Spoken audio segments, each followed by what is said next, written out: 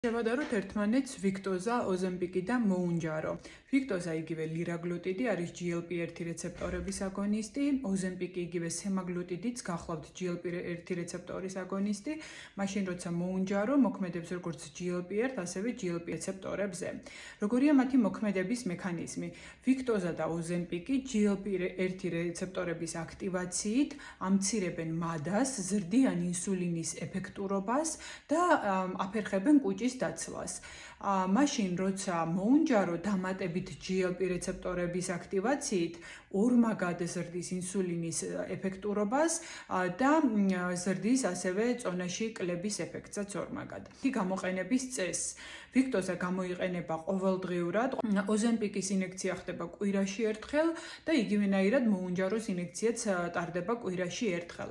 რაც შეეხება მათი წონაში კლების ეფექტურობას, წელიწადნახევრიანი დაკვირვებების შედეგად ვიქტოზას ეფექტურობა წონაში კლების მხრივ შედარებით ნაკლებია და ის შეადგენს დაახლოებით 6-8%-ს, როცა ოზემპიკის გამოყენების შემთხვევაში წონაში კლება ხდება დაახლოებით 15%-ით და მოუნჯაროს შემთხვევაში კი ეს შედეგი იზრდება 20%-მდე. თეაქებში ოფიციალურად ფორმაასის საფუძველზე შეგიძლიათ მოუნჯაროს შეძენაც.